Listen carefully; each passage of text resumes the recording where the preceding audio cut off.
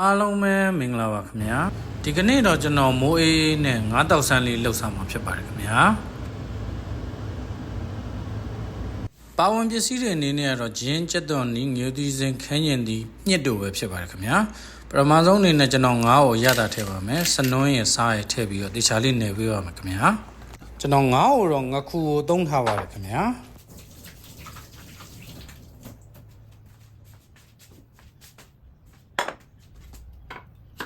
ငါရတာနေပြီးသွားပြီဆိုတော့ကျွန်တော်ကြက်သွန်နီနဲ့ဂျင်းကိုပပလေးလှီးပြီးတော့စီးတက်ဖို့အတွက်လုပ်ပါမယ်ခင်ဗျာ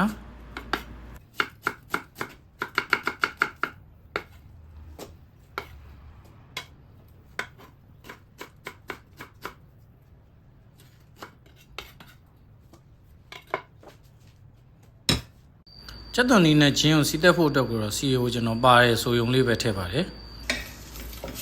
ငယ်ငယ်လိမ့်ပေးပါမယ်ခင်ဗျာ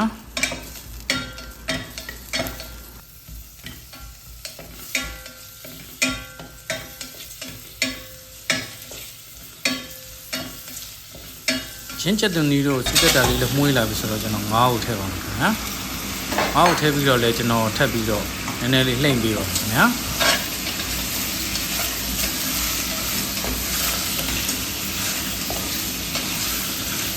ပထမဆုံးအနေနဲ့ကျွန်တော်ရောင်လေးနဲ့စနွန်းမုံလေးနဲ့ထပ်ထည့်ပါမယ်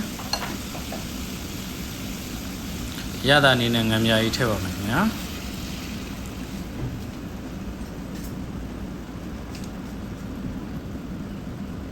ပြီးရင်တော့ကျွန်တော်ပစုံငပိကိုလက်ဖက်စားစွန်းတစ်စုံထည့်ထားပါတယ်ခင်ဗျာ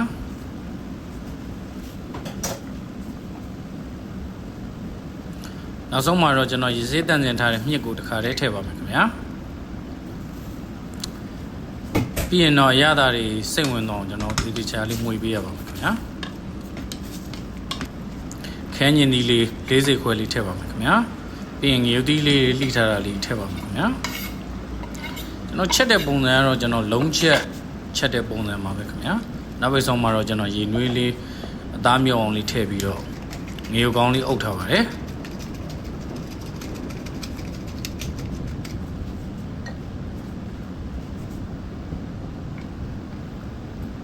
အကောင်လုံးဒီပါလဲစုံစုံလေးထည့်ပြီးသွားပြီဆိုရင်တော့ကျွန်တော်ဒီဟင်းအိုးလေးကိုတခြားလေးမှုေးပြီးတော့ရေတွေပွက်လာအောင်ဒီကျွန်တော်တည်ထားပါမယ်ခင်ဗျာရေပွက်လာပြီဆိုရင်တော့ကျွန်တော်ငရုတ်ကောင်းစိထပ်ထည့်ပါမယ်ခင်ဗျာ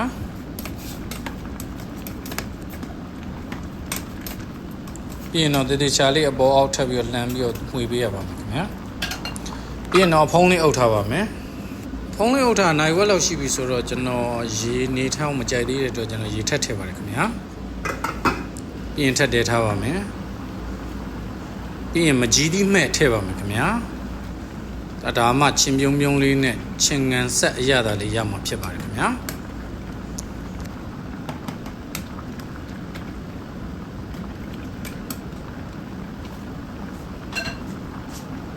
ပါဝင်ပစ္စည်းတွေလည်းအားလုံးစုံသွားပြီဆိုတော့ကျွန်တော်ဖုန်းလေးပိတ်ပြီးတော့တည်ထားပါမယ်ကဲအခုဆိုရင်ရသာလေးမြည်ကြည့်ပါမယ်ခင်ဗျာရသာလေးကလည်းကိုလိုချင်တဲ့အနေထားလေးရောက်ရှိသွားပြီဖြစ်တဲ့အတွက်ကျွန်တော်ပကံထဲကိုထည့်ပါမယ်ခင်ဗျာအရန်ကိုလွယ်ကူရိုးရှင်းပြီးတော့ရာသီဥတုလေးနဲ့လိုက်ဖက်တဲ့ငါးတောက်ဆန်းဟင်းညိုလေးရရှိသွားပြီဖြစ်ပါတယ်ခင်ဗျာ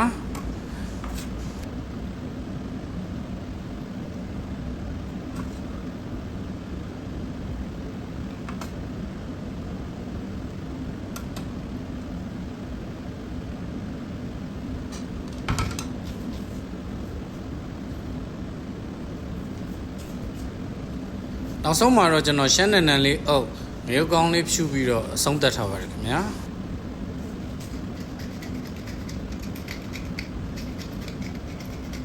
အားလုံးပဲဆုံးထိလိုက်ပါကြည့်ရှုပေးတဲ့အတွက်အထူးပင်ကျေးဇူးတင်ရှိပါတယ်ခင်ဗျာ